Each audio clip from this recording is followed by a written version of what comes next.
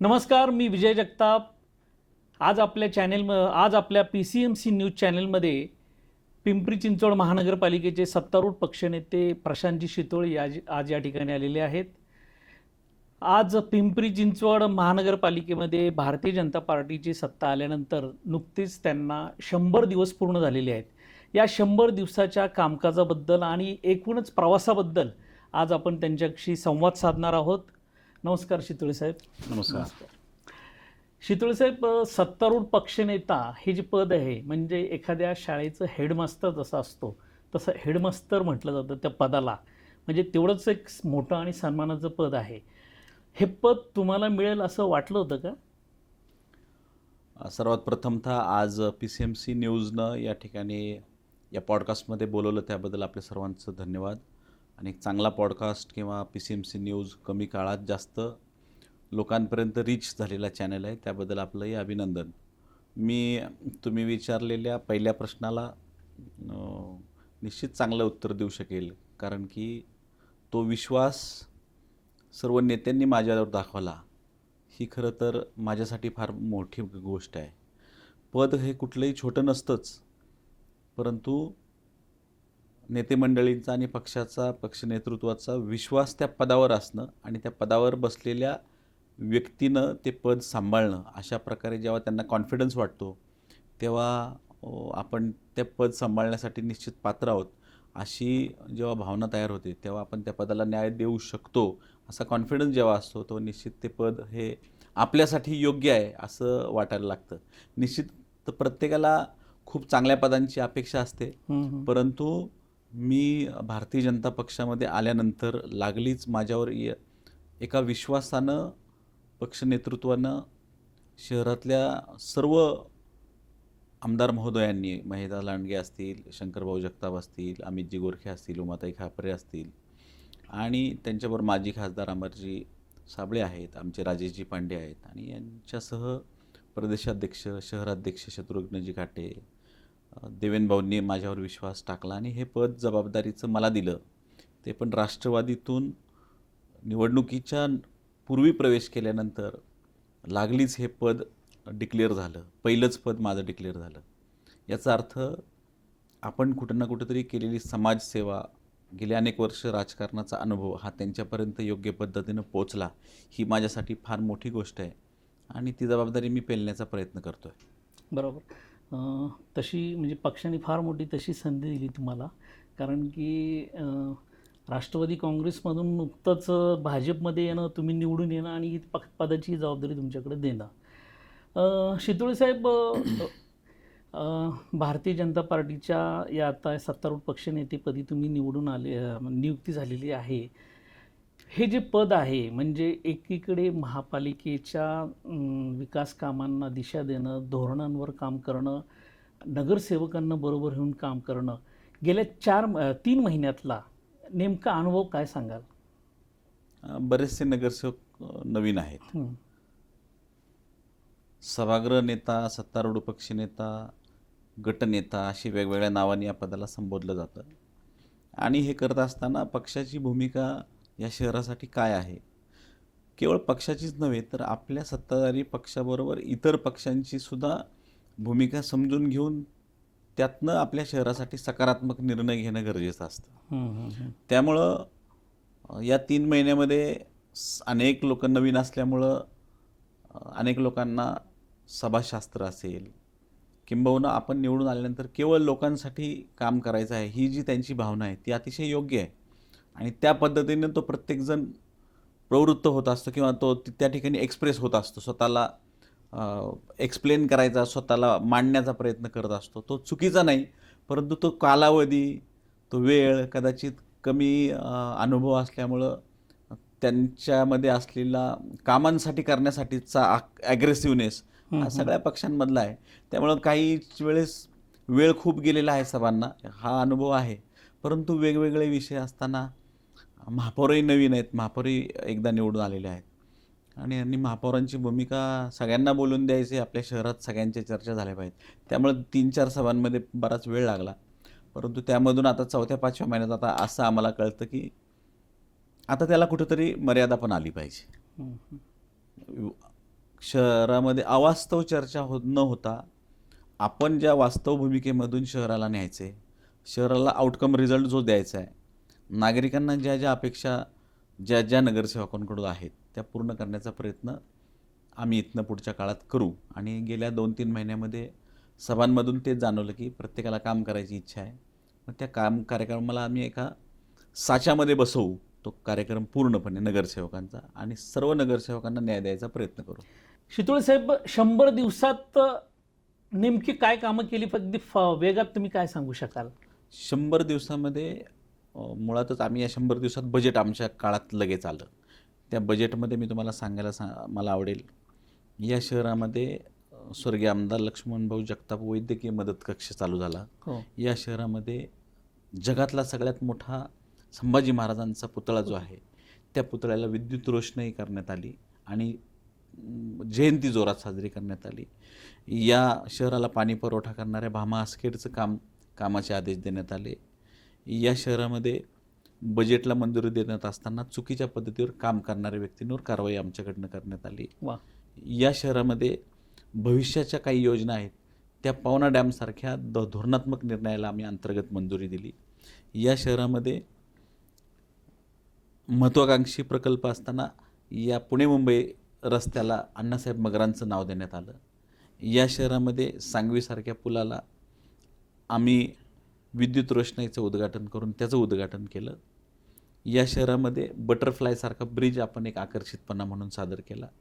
अशा म्हणजे हे तर मी तुम्हाला सहज बोलता बोलता सांगितलं, अशा कमीत कमी अजून 20 प्रकल्पांना आम्ही अतिशय चांगल्या पद्धतीनं प्रेझेंट करायचा प्रयत्न केला. दर महिन्याच्या जीबीमध्ये चांगल्या पद्धतीनं शहरामध्ये सांगीतिक क्षेत्रात किंवा कला क्षेत्रात काम करणाऱ्या व्यक्तींचा सत्कार करण्याचा मानपत्राचा चांगली प्रथा चालू झाली. मग अशा ज्या गोष्टी आहेत, पण दुर्दैवानं काही चुकीच्याही गोष्टी घडल्या, चुकीच्या इन द सेन्स दुःखाच्या. आशाताई भोसले यात गेल्या. अजितदादाचं मला स्मरण या निमित्तानं होतं की म्हणजे मी तर खूप वर्ष त्यांच्याबरोबर काढलीत, त्यामुळं अतिशय दुर्दैवी प्रसंग तो अनुभवायला मिळाला. पण दादांची ती पोकळी संपूर्ण राज्याला तयार झाली. अशा अनेक चांगल्या वाईट आठवणी आहेत, परंतु हे शहर सगळ्यांना पुढं घेऊन जाईल अशा रीतीनं आम्ही काम करू. शितोळे साहेब, मागील 4 सर्वसाधारण सभांचा अनुभव जर पाहिला तर तुमच्याच पक्षाचे असतील किंवा राष्ट्रवादी काँग्रेस पक्षाचे असतील, सेनेचे असतील, अनेक सदस्य नवीन असल्यामुळे म्हणा किंवा एक लाईव्ह प्रक्षेपण होते म्हणून अनेकदा बेताल बोलणं आणि अवास्तव बोलणं किंवा वेळेची मर्यादा न पाळणं आणि मग अशा परिस्थितीत सभागृहाचा नेता म्हणून एक तुमची पण फार कसोटी लागते.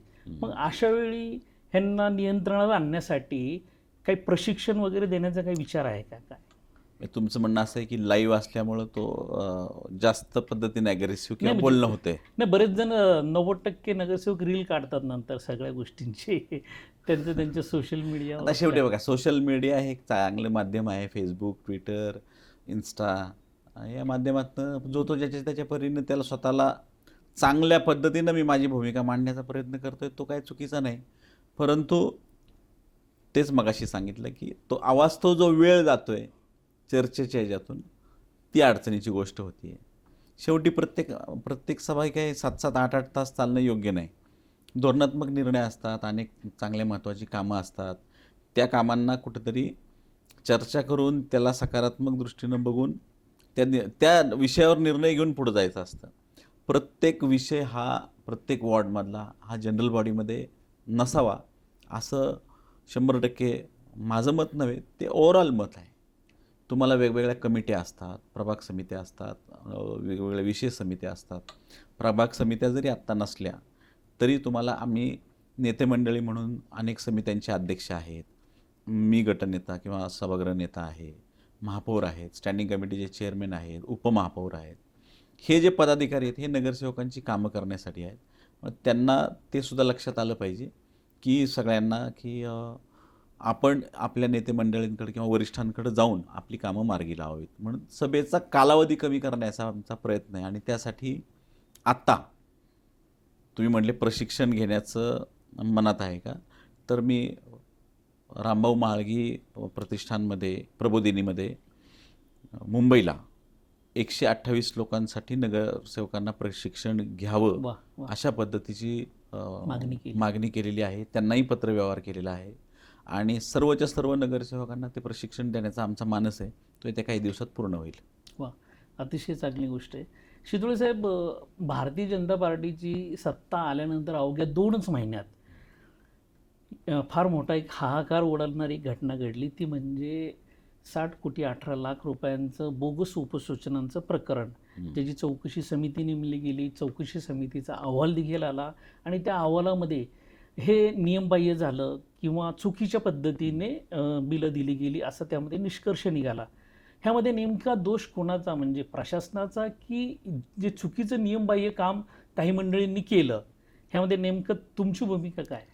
मी पूर्वी पण जेव्हा हे प्रकरण आमच्या पक्षाच्या स्टँडिंग कमिटी चेअरमॅन यांनी बाहेर काढलं आणि हे आम्ही अगदी ठोकून सांगतो की या शहरामध्ये चुकीचं काम आम्ही होऊ देणार नाही, चुकीच्या कामाला पाठीशी घालणार नाही आणि चुकीच्या कामांचं समर्थनही करणार नाही.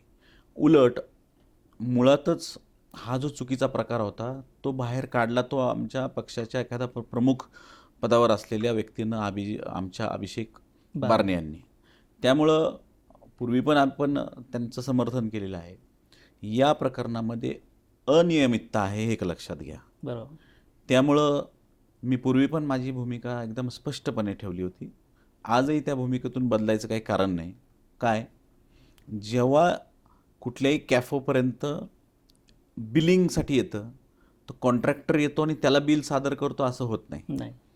त्या कामाचा संबंधित विभागाचा ज्युनियर ऑफिसर त्याचा MB रेकॉर्डिंग करतो. MB रेकॉर्डिंग म्हणजे मेजर रेकॉर्डिंग, ज्या मोजमाप वही असते किंवा जे काही काम केलं असेल त्याची क्वांटिटी मोजली जाते. त्याचं पहिलं एकदम खालच्या लेवलचं ॲप्रोच असतं. मग डेप्युटी इंजिनियर असतो, एक्झिक्युटिव्ह असतो, विभाग प्रमुख असतो, जॉईंट सिटी इंजिनियर असतो, सिटी इंजिनियर असतो.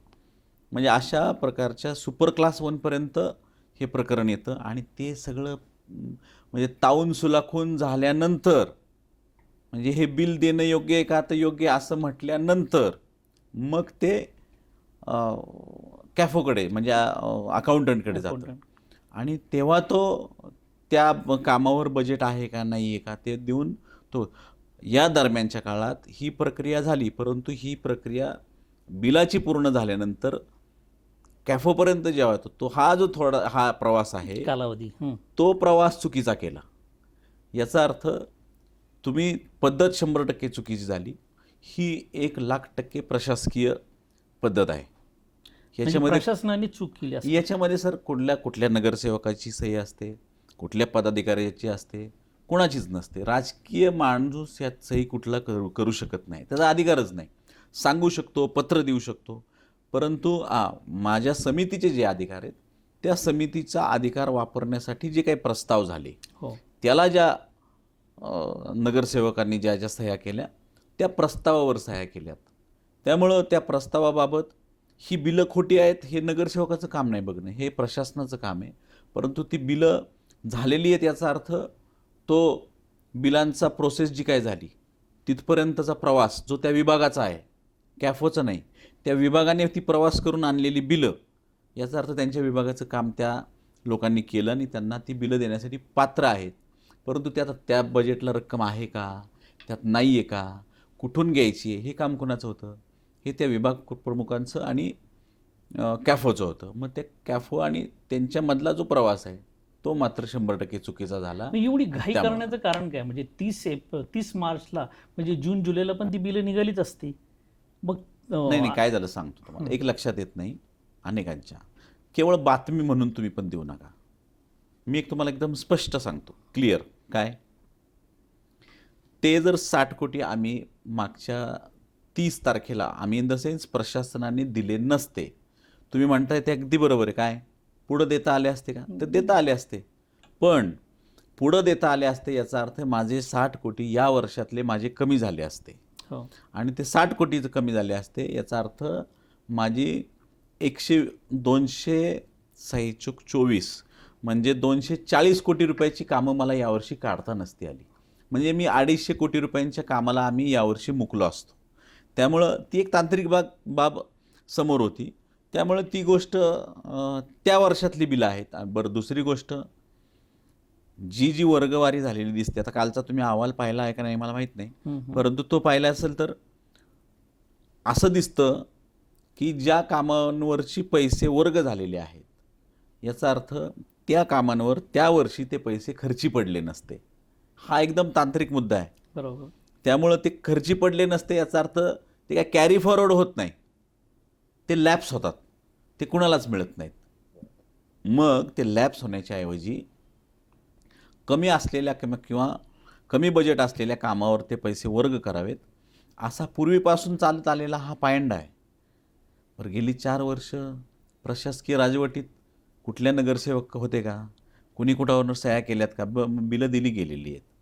परंतु त्या प्रशासकीय कालावधीमध्ये जे काही चुकीची सिस्टम बसली होती, त्या सिस्टमला आळा घालण्यासाठी आम्ही लोकांनी या पद्धतीची, जेव्हा चुकीची काम करण्याची पद्धत जी होती त्याला जे बाहेर काढलं, जनतेसमोर आणलं, लोकांसमोर आणलं, तो आमचं ते यश आहे 100%. चुकीच्या पद्धतीने काम करणाऱ्या अधिकाऱ्यांना सोडणार नाही. याच्यामुळे पक्षप्रतिमेवर परिणाम झाला.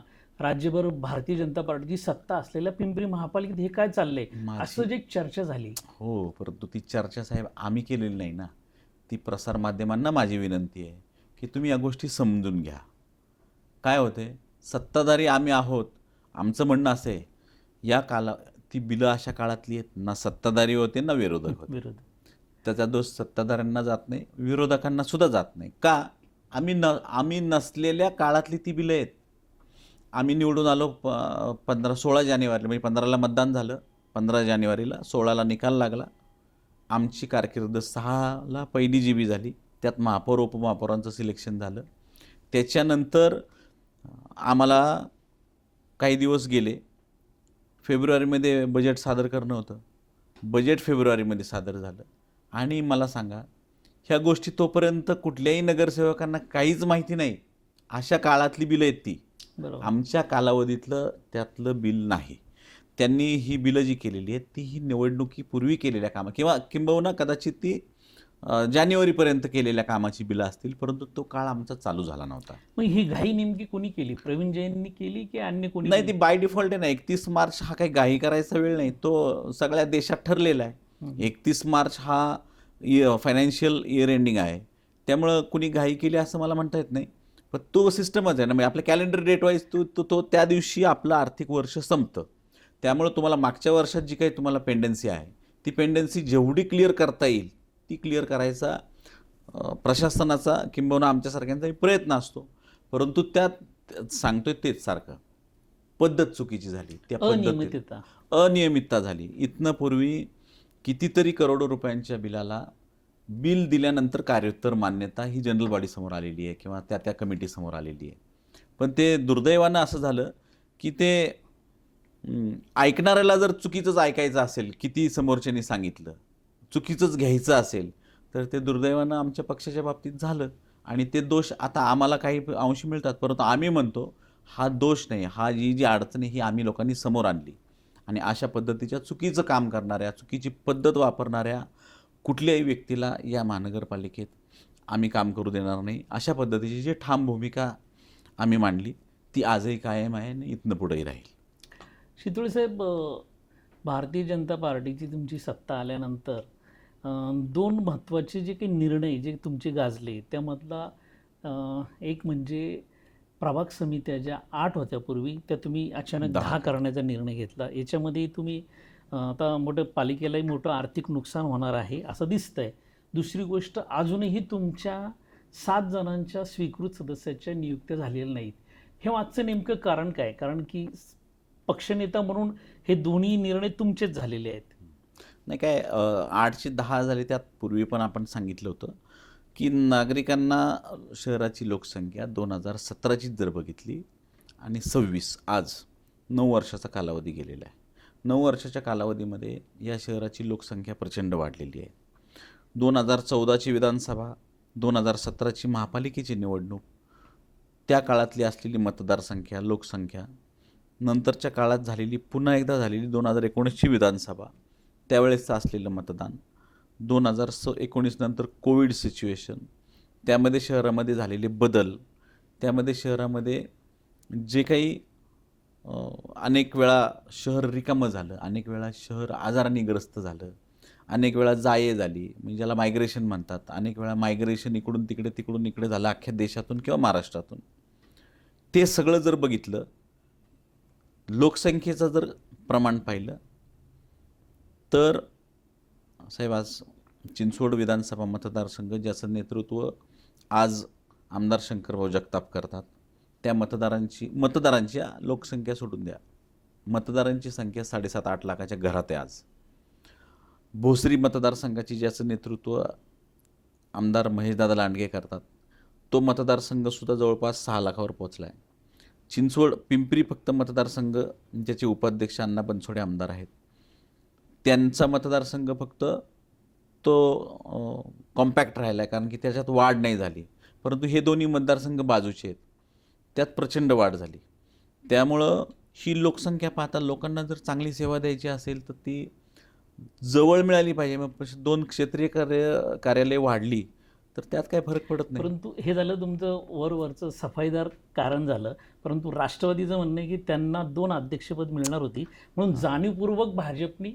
साहेब आता बरं, आजच्या तारखेला भाजपमध्ये राष्ट्रवादीला सगळ्यात जास्त ओळखणारा कोण आहे? मीच आहे. बरोबर. सगळ्यात जवळून. आणि तिथंसुद्धा आदरणीय अजितदादांच्या मार्गदर्शनाखाली त्यांच्यासुद्धा कोर टीममध्ये मी असणारा माणूस आहे. हो. त्यामुळे निश्चितच आता फक्त विरोधक म्हणून ते कदाचित त्यांचं तसं म्हणणं असेल. त्यांना सांगितलं होतं की ही 2 आम्हाला अध्यक्षपद नको, अध्यक्षपद तुम्हाला देतो, लोकांची सेवा करायची असेल तर त्याला तुम्ही विरोध करू नका. आणि आम्ही ते खर्च हे साहेब आज हे वर्ष फायनान्शियल क्रायसिसचं आहे, थोडंसं हे आम्हाला कबूल आहे. म्हणून तो जो पूर्वी आम्ही उत्पन्नाची साधनं बघू, हे बघू, ते बघू, म्हणून विरोधकांनी ते सांगितलं की तुम्ही खर्च वाढवू नका, आमची 2 अध्यक्षपदं घ्या. आम्ही उलटं सांगितलं, आम्हाला अध्यक्षपदात इंटरेस्ट नाही. आम्हाला इंटरेस्ट कशात आहे की तुम्हाला लोकांच्या सेवा करायला 2 केंद्र वाढतील आणि तिथं जास्तीत जास्त लोकांची आवक जावक होईल, म्हणून आम्ही हे क्षेत्रीय कार्यालयांची संख्या वाढवली. बरं, मग अजूनही तुम्ही 7 जे स्वीकृत सदस्यांच्या नियुक्त्या का करत नाही? 7 नाही 10. हा, म्हणजे तुमचे 7 आणि त्यांचे 3. हा, म्हणजे पॉलिसी तर 10चीच आम्हीच करणार ना.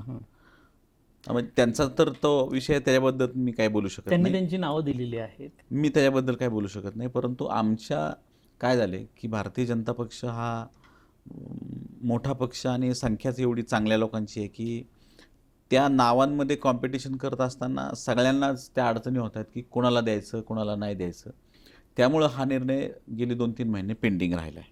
आणि एखाद्या चांगल्या कामामुळे एवढा पेंडिंग राहिला आहे की राज्यातल्या 16 महापालिकेच्या निवडणुका झाल्या, सगळीकडे नियुक्त्या झाल्यात, अगदी पुण्यात देखील स्वीकृतच्या नियुक्त्या झाल्यात, पिंपरीच तेवढी थांबलेली आहे. नाही, काय झालं की इथं मुळातच सगळ्या आमदार महोदयांकडे मागणाऱ्या इच्छुकांची संख्या प्रचंड आहे आणि सगळ्यांच्या जवळचे कार्यकर्ते आहेत. मग ते अगदी प्रकरण आदरणीय मुख्यमंत्री देवाभाऊंच्या त्यांच्यापर्यंत ही चर्चा गेली आणि त्यांच्यापर्यंत नावं बघितल्यानंतर ते पण म्हटले की ही नावं खरोखरीच अतिशय एवढी चांगली नावं आहेत की त्या नावांचा निर्णय घेण्यासाठी आपल्याला चांगल्या पद्धतीनं निर्णय, कुणालाही नाराज ठेवायचं नाही, नाराजीची भावना कुणामध्ये राहू नये, म्हणून तो कदाचित विलंब लागतोय. पण इथनं पुढं तो विलंब लागणार नाही अशी अपेक्षा आहे.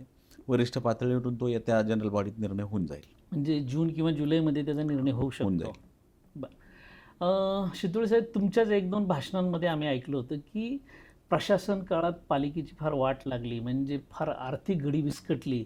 जे कोण प्रशासन काळात इथे आयुक्त होते त्यांनी शहराच्या फार अनोगंदी पद्धतीने कामकाज केले. हे वास्तव आहे का? जेव्हा तुम्ही पालिकेचं आता कामकाज बघताय, सत्तारूढ पक्षनेता आहेत, म्हणजे ही वस्तुस्थिती आहे काय?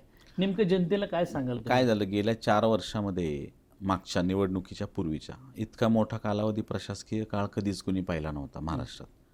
पण कोविडनंतर तो कंटिन्यू झाला आणि हे करत असताना अनेक गोष्टींना, ठीक आहे, त्यांनी प्रशासकीय काळातली जनरल बॉडी स्टँडिंग असते, परंतु त्यांचे मालक आयुक्त असतात किंवा त्यांचा प्रशासक म्हणून आयुक्त असतात. बरं, आयुक्तांच्या पुढे कोण बोलणार, कुठला अधिकारी बोलणार? नाही. त्यामुळे चुकीच्या गोष्टी दिसत असताना सुद्धा एकाही अधिकाऱ्याची कधीही डेअरिंग झाली नाही की त्यांनी त्या आयुक्तांना सांगावं, सर हे करू नका, हे चांगलं नाही, हे शहरासाठी अयोग्य आहे. अशा पद्धतीची डेअरिंग करणारा एकही अधिकारी आपल्या शहराच्या महापालिकेमध्ये नव्हता. हे खरं तर ऐकून आम्हालाही वाईट वाटतं. दुसऱ्या बाजूला अनेक निर्णय मी तुम्हाला त्यातलं सांगतो. आता परवा जनरल बॉडीमध्ये DPवर चर्चा झाली. त्या DPच्या बाबतीत शहरामध्ये अनेक चुकीच्या ठिकाणी चुकीच्या पद्धतीची आरक्षणं आली, अनेक अनावश्यक आरक्षणं आली. म्हणजे अगदी तुम्हाला सांगतो की प्रत्येक प्रभागामध्ये दफनभूमी असेल, प्रत्येक प्रभागामध्ये अग्निशामक दलाचं आरक्षण असेल, प्रत्येक प्रभागामध्ये आजची परिस्थिती बघता आणि प्रॅक्टिकल सिच्युएशन बघता अनेक अशी आरक्षण आहेत की त्यांची आवश्यकता नाही. काही काही इमारतींचे बिल्डिंगचे प्लॅन सँक्शन केलेत आणि त्या सँक्शन असलेल्या जागेवर आरक्षण आलेली आहेत. त्यामुळं त्यातनं रस्ते गेलेले आहेत, काही आरक्षण आली. अशी चुकीच्या पद्धतीची कामं जर आपण कोट्यवधी रुपये एखाद्या एजन्सीला देतो तर ते काम करणं काम नाही. बरं, DP प्लॅन हा अतिशय कॉन्फिडेन्शियल आणि सिक्युअर कागदपत्र आहे, आपलं प्रॉपर्टी आहे. बरं, ती जेव्हा पब्लिश होते, बिफोर पब्लिश ती प्रायव्हसी असते, ती प्रायव्हेट आणि गुप्तपणे केली जाते. मग ती गुप्तपणे करत असताना याचा अर्थ ती प्रत्येक वॉर्डची प्रत्येक आरक्षण हे आयुक्तांना 100% माहिती पाहिजे. आणि त्यांनी माहिती घेतल्यानंतर सुद्धा त्यांनी परवानगी दिली. आणि DP प्लॅन आपल्या शहराचा आरसा असतो. तो आरसा दुर्दैवानं एकही आरक्षण आज असं दिसून येत नाही की त्यांनी आपल्या शहराला कुठेतरी ग्लो येईल, आपल्या शहराला ते आकर्षक वाटेल, आपल्या शहराला कुठेतरी देश पातळीवर खूप छान पद्धतीचं आरक्षण आपण या ठिकाणी इथं विकसित करण्यासाठी ही जागा तिथं रिझर्व ठेवली आहे. अशा पद्धतीची कुठलीही रचना, कुठलीही मागणी त्या ठिकाणी त्यांनी प्रस्तावित केली नाही. हे झालं आरक्षणाच्या बाबतीत. गेल्या काही वर्षांमध्ये तुम्ही बघतात की कामं नुसती मोठमोठी कामं त्यांनी केली, परंतु ती काम करताना केवळ पैसे संपवणे हाच विषय झाला. मग आता ते पैसे संपवल्याचा तो आर्थिक भार जो आहे तो तर महापालिकेला आयुक्त येतील जातील, बरोबर, तो तर आता आज आमच्यावर आला ना. आज यावर्षी 1200 कोटी रुपये 1271 कोटी रुपये आम्हाला द्यायचे. हो, मग तो भार ह्या वर्षी आहे, पुढच्या वर्षी 1000 कोटी आहे. तो तर देणंच आहे ना. जी कामं काढली आहेत ती कामांचे पैसे तर देणंच आहे. बरं, ती कामं आज काही ठिकाणी अर्धी झाली आहेत, काही ठिकाणी 30% झाली आहे, 40% झाली. ते पैसे तर देणंच आहे. त्यामुळे तो आर्थिक भार पण आम्हाला ते देऊन गेले. काही अनावश्यक कामं करून गेले, काही योजना अशा करून गेले की नुसतेच पैसे घालून टाकले. मग त्या शिक्षण मंडळाच्या असतील, त्या महिला बालकल्याणच्या असतील, अशा काही योजना होत्या की तुमच्याच प्रभागातलं जे गाजत आहे म्हणजे ते जो उड्डाणपूल ज्याच्यावर जी रोषणाईचं जे ते पण तो त्यांच्याच काळात झालेलं आहे. त्यांच्याच काळात झालेलं. पण एक सांगू का तुम्हाला, हे बघा, सगळ्याच गोष्टी चुकीच्या आहेत असं म्हणता येत नाही. म्हणजे माझ्या इथे म्हणून म्हणत नाही मी. फॉर एक्झाम्पल, चिंचवडमध्ये बटरफ्लाय ब्रिज झाला. हो, तुम्ही तो चिंचवडमधला बटरफ्लाय ब्रिज बघितला का? पाहिलं. किती आकर्षक झाला आहे. तुम्हाला म्हणजे आपल्या जवळ असलेल्या एखाद्या चांगल्या गोष्टीची वाहवा करावीशी वाटते. शहरामध्ये चांगल्या गोष्टी जर करायच्या असतील तर त्यासाठी तुम्हाला पैसे खर्च करणंच आहे. तुम्ही आज सांगवीच्या बाबतीत जर तुम्ही बोलत असाल तर तिथं मध्यंतरी मला वाटतं तुम्हीच भाऊसाहेबांची मुलाखत घेतली हो होती हो, की 30 कोटींचा ब्रिज आणि 22 कोटींची रोषणाई. रोषणाई. नुसती रोषणाईचा खर्च नाही तो, त्याच्यावर जवळपास 550-600 टन स्टील वापरलं आहे. मग त्या स्टीलचं कॅल्क्युलेशन पण त्या 22 कोटीत आहे. त्यामुळं बरं, ती डिझाईन बघा. त्या ब्रिजवर तुम्ही मी तर मीडियावाल्यांना माझी विनंती आहे की तिथे एक संध्याकाळी या आणि ते वन ऑफ द अट्रॅक्शन झाले सिटीतलं.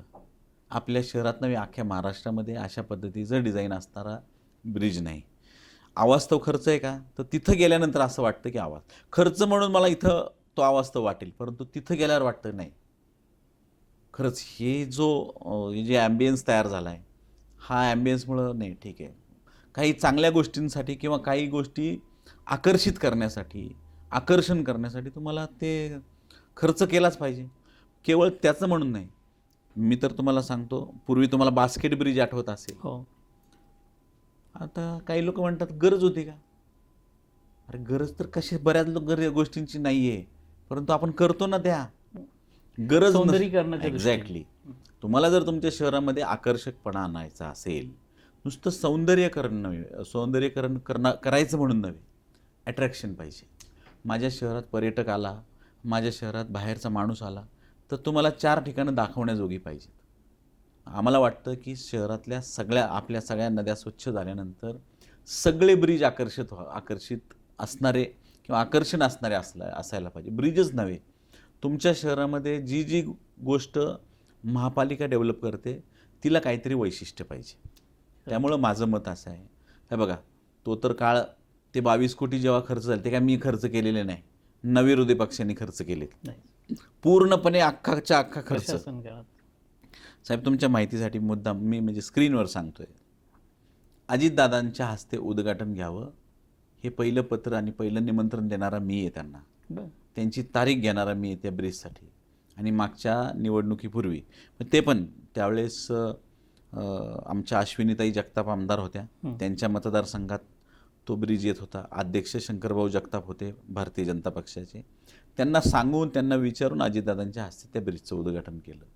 आणि त्या विद्युत रोषणाईच्या बाबतीत पण अनेक संभ्रम तयार केले. ते अजितदादांनी पुलाचं उद्घाटन केलं आहे, फक्त विद्युत रोषणाईचं लोकार्पण आहे अशा पद्धतीनंच केलं होतं. परंतु काही लोकांना, आता मी तुम्हाला जसं म्हटलं, बरं. मला तुम्ही दिलेलं वाक्य मी ठरवूनच आलो आहे चुकीच्या पद्धतीनं ऐकायचं आहे, तर तुम्ही कितीही सांगितलं, तुम्ही मला श्लोक सांगितला तरी तो मी चुकीचाच ऐकणार.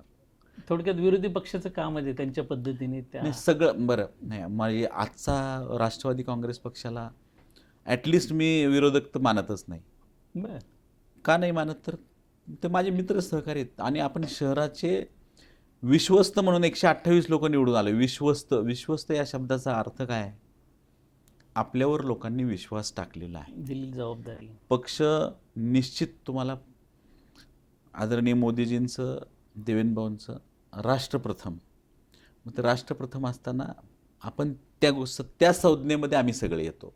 पक्ष सोडून द्या, राष्ट्रप्रथम म्हणत असताना तो आपल्या शहरालाही लागू होतो. मग शहरासाठी किंबहुना राष्ट्रासाठी जे जे काही कल्याणकारी करायचं आहे त्यामध्ये एकमेकांना बरोबर घेऊन पुढं जाऊ राष्ट्रप्रथम म्हणून. आणि त्यामध्ये जे जे चांगलं करता येईल ते करण्याचा प्रयत्न करू, पक्ष नंतर.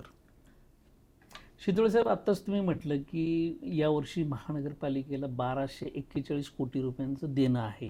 म्हणजे प्रशासन काळात जो काही आर्थिक घडी विस्कटली त्यामुळं आज हे सगळी परिस्थिती निर्माण झाली. अशा परिस्थितीत महानगरपालिकेकडे म्हणजे एकूणच शहराकडे नेमके आता विजन काय असणार आहे? म्हणजे कुठले प्रकल्प किंवा कुठल्या योजना आता करायच्यात, परंतु पैशाअभावी काही आपल्याला ब्रेक घ्यावा लागतोय का? किंवा काही जे पाण्यासारखे जे काही मूलभूत प्रश्न आहेत त्याची सोडवणूक आता कशी करणार आहात तुम्ही? मुळातच मी तुम्हाला सांगतो की महानगरपालिका जरी आर्थिक क्रंचमध्ये किंवा एक फायनान्शियल क्रंचमध्ये असली तरी आपली महानगरपालिका सक्षम आहे, आपली महानगरपालिका सुदृढ आहे, आपली महापालिका मजबूत आहे. आपण पैसे नाहीत याचा अर्थ आपण वीक झालो असं म्हणायचं काही कारण नाही. मुळातच आपल्या महानगरपालिकेचा गवगवा संपूर्ण देशात विचारलं कुणाला, अरे सगळ्यात श्रीमंत महानगरपालिका.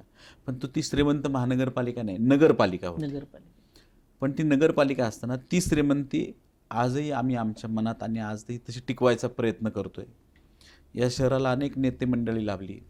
म्हणजे अगदी पूर्वीच्या काळामध्ये अण्णासाहेब मगरांनी या महानगरपालिकेची मुहूर्तमेढ रोवली. बरोबर, नगरपालिका शहर स्थापन केलं. बरोबर आहे. हे शहर त्यांची देणगी आहे.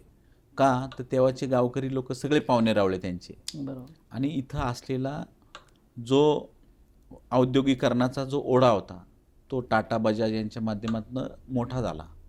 आणि तो मोठा होत असताना शहराला एक वेगळं वळण, म्हणजे एकेकाळी असं होतं की टाटामध्ये किंवा टेल्कोमध्ये, आता टाटा नंतर टेल्कोमध्ये कामाला, बजाजमध्ये नोकरीला माणूस असणारा तो अतिशय मानाचा माणूस आहे, आम्ही आज पण आहे. परंतु त्या उद्योगावर आपलं शहर वसलं गेलं. त्या काळातले 3,500-4,000 हजार एकट्या टेल्कोवर उद्योग जगायचे. उद्योग कामगार वेगळे. परंतु ते असताना त्यामुळं आपल्या शहराला श्रीमंती लाभली, आजही कायम आहे. आज फक्त काय झाले, माझ्या खिशात पूर्वी 100 रुपये असायचे, खिसा मोकळा नाही झालेला, खिसा फाटलेला नाही, खिशामध्ये फक्त शिल्लक कमी आहे. आज ना उद्या येईल ना. ही जे देणं झालं आज ना उद्या वर्षभरानं, आमचं शहरातल्या मूलभूत गरजा प्रायोरिटीनं पूर्ण करणं. तुम्ही जसं आत्ता म्हटले, काय योजना आहे, पाण्याचा प्रश्न प्रायोरिटीवर घेतलेला आहे. आपले आयुक्त विजय सूर्यवंशी साहेब यांनी त्यांच्याही पाण्याच्या बाबतीतली प्रायोरिटी एक नंबरला ठेवा आणि त्यांचीसुद्धा तीच इच्छा आहे की शहरातल्या अडचणी आपण मिटवल्या ना तर शहराला आपण एक आकर्षित शहर म्हणून करण्याकडे लक्ष देऊ. अडचणी प्रमुख कुठल्या आहेत? पाण्याची अडचण सगळ्यात महत्त्वाची आणि आरोग्याची.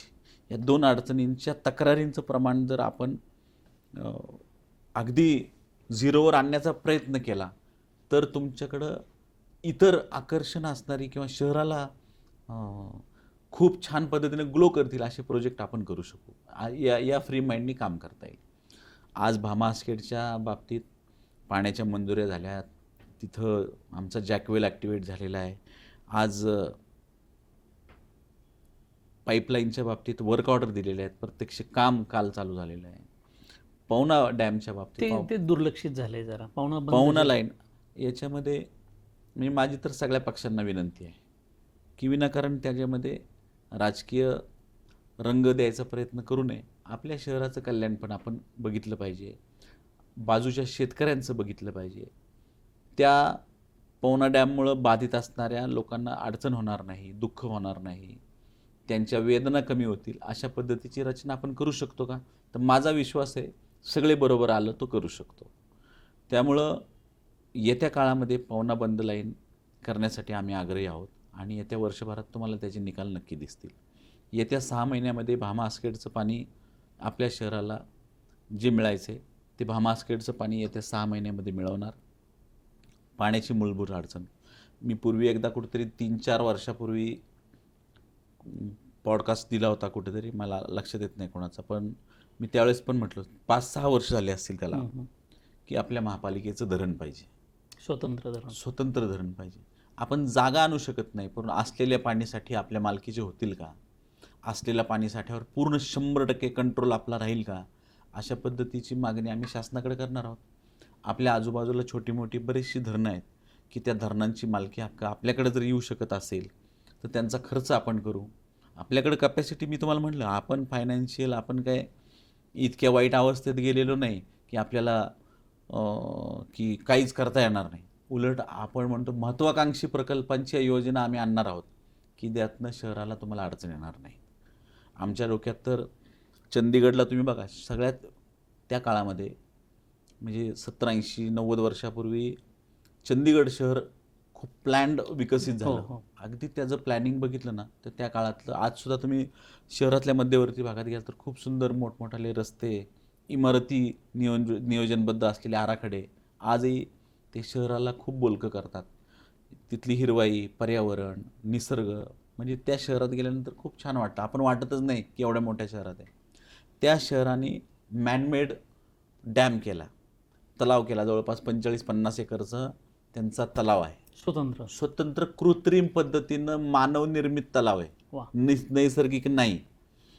तशा पद्धतीवर मी त्यावेळेस या आपले चंदीगडचे साहेब होते आशिष शर्मा साहेब, ते आपल्याकडे पूर्वी आयुक्त होते 15 वर्षापूर्वी, तेव्हा मी स्टँडिंग कमिटीचा चेअरमन. मी चंदीगडची माहिती मी त्यांना सुद्धा त्या काळात बोललो, सर आपल्याला असं करता येईल का? ते म्हणले करता येऊ शकतं, परंतु म्हणले त्याला पॉलिटिकल विल पाहिजे की 50 एकर जागा देऊन तिथे एखादा शहराला पाणी पुरेल इतका पाणीसाठा आणण्याची महत्त्वाकांक्षी योजना आहे. त्यासाठी पॉलिटिकल विल तेवढं महत्त्वाचं आहे. परंतु मी तुम्हाला सांगतो आपण तसं करू शकू का? तर कदाचित आजूबाजूला नक्की उद्या भविष्यात करू शकू. परंतु आज रोजी नैसर्गिक असलेले पाणीसाठे जर आपल्याला शासनाने घ्यायची परवानगी दिली तर आजूबाजूच्या शेतकऱ्यांचा विचार करून हा पाणी प्रश्न कायमस्वरूपी मार्गी लावण्यासाठी आम्ही प्रयत्नशील राहू. 2047ला आपल्या शहराची मागणी सर 1700 MLD पाण्याची, 1700. आज आम्ही 700 MLDला सुद्धा इतक्या लोकांची ओरड आहे. 700 MLD सुद्धा आम्ही घेऊ शकत नाही. भविष्यात 20 वर्षांनी कदाचित आम्ही कदाचित असू नसू, बरोबर, परंतु शहराची ताण भागवणं फार अवघड होईल. परंतु आम्ही मात्र 2047 किंवा 2051चं नियोजन करताना या शहराला 2000 MLD पाणी कुठून कुठून अवेलेबल होईल या नियोजनामध्ये आज आम्ही काही प्रमुख लोक काम करतोय. ज्याच्यामध्ये शहराचे सगळे आमदार आणि आम्ही काही प्रमुख पदांवर बसलेले लोक त्याच्यावर चांगलं काम करतोय, चांगल्या अधिकाऱ्यांना बरोबर घेऊन करतोय. त्यामुळे ही अडचण तुम्हाला कमी झालेली दिसेल आणि ह्या अडचणी सोडवताना तुम्ही जसं दुसरा प्रश्न म्हटले बोलताना की जो उत्पन्नाच्या बाबतीत किंवा महापालिकेच्या बाबतीत मूलभूत समस्या सोडवताना दुसरे काय प्लॅनिंग आहेत, तर ते प्लॅनिंग करताना आपल्या शहराला आरोग्याचा प्रश्न आहे तो चांगल्या पद्धतीने मिटवणं, स्वच्छ सर्वेक्षणमध्ये जे जी कामं करता येतील देशात एक नंबर व्हायचा प्रयत्न करणं. आता जसं इकॉनॉमिकली इंदोर पॅटर्न जर पाहिला आपण, अनेक वर्ष इंदोर शहराला स्वच्छतेचा एक नंबरचा क्रमांक मिळतो. इंदोर शहर इकॉनॉमिकली आपल्यापेक्षा मागे आहे, परंतु तिथलं पॉलिटिकल विल आणि ॲडमिनिस्ट्रेटिव्ह विल ह्या दोघांनी जेव्हा सांगड घातली तेव्हा ते शक्य झालं. त्यांनासुद्धा संपूर्ण शहराच्या प्रत्येक नागरिकाची मानसिकता बदलावी लागली. ते बदलण्यामध्ये तिथले राजकीय लोक आणि प्रशासकीय लोक दोघं यशस्वी झाले. का? माझ्या लोकांना मला पटवता आलं पाहिजे, आम्ही तो प्रयत्न करू, शहरातल्या प्रत्येक नागरिकाला सांगायचा प्रयत्न करू, स्वच्छतेचं महत्त्व सांगू. स्वच्छतेचं महत्त्व मी रस्त्याच्या बाबत बोललो तर ते पटत नाही, मी माझ्या घराच्या बाबत बोललो तर ते पटतं. त्यामुळे शहर आपण एक घर म्हणून बघू आणि स्वच्छतेच्या बाबतीत सुद्धा इंदोरपेक्षा चांगलं करण्याचा प्रयत्न करू. अशा पद्धतीची रचना आमची मुख्य योजना आहे. भविष्यात लोकांची साथ अपेक्षित आहे. आत्ता हा आमचा कालावधी चालू झाला आहे 2-3 महिन्यापूर्वी.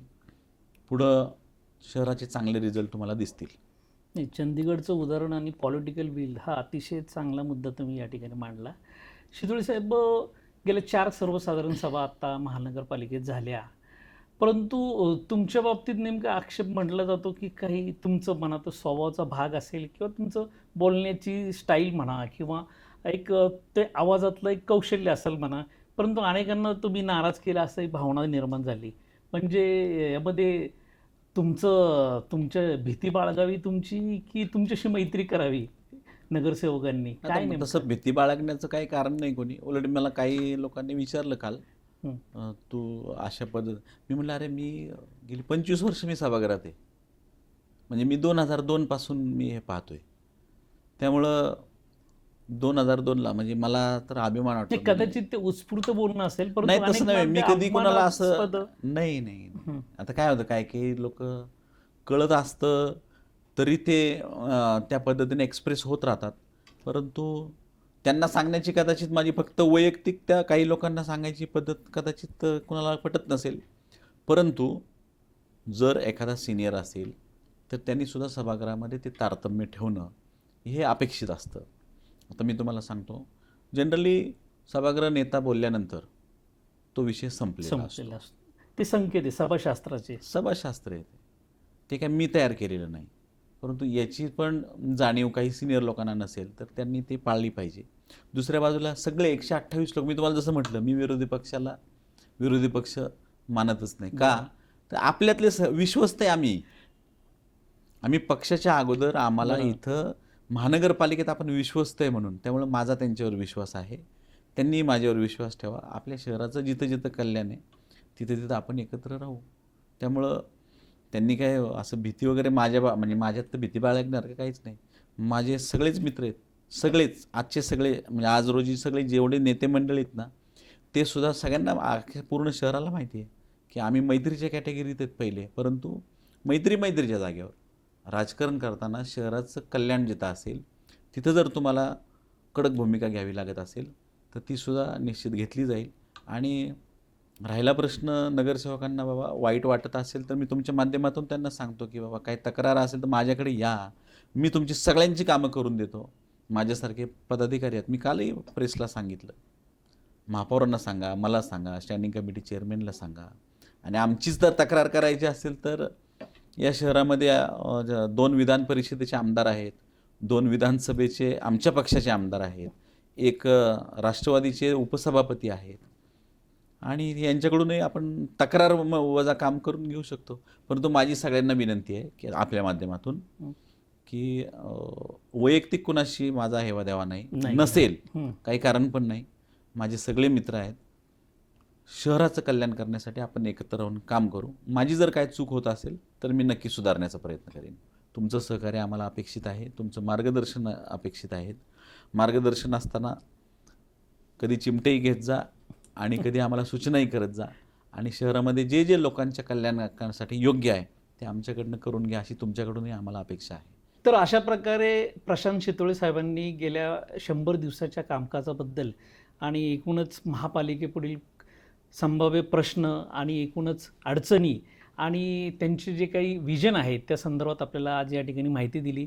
विशेषतः पाणी प्रश्नाच्या सोडवणुकीसाठी त्यांनी मांडलेली भूमिका आणि त्यांचं असलेलं त्याविषयीचा दृष्टिकोन अतिशय स्पष्ट शब्दात त्यांनी या ठिकाणी आपल्याला व्यक्त केला आहे. आज त्यांनी आपल्याला वेळ दिला. शितोळे साहेब, धन्यवाद. तुम्ही आम्हाला वेळ दिला आणि पुढे या आगामी काळात जे वेळेस महानगरपालिकेच्या माध्यमातून जे काही आपल्या योजना असतील, उपक्रम असतील आणि काही प्रकल्प असतील त्या सोडवणुकीसाठी आपण कायम संवादात राहू, चर्चेत राहू. धन्यवाद. नमस्कार. नमस्कार.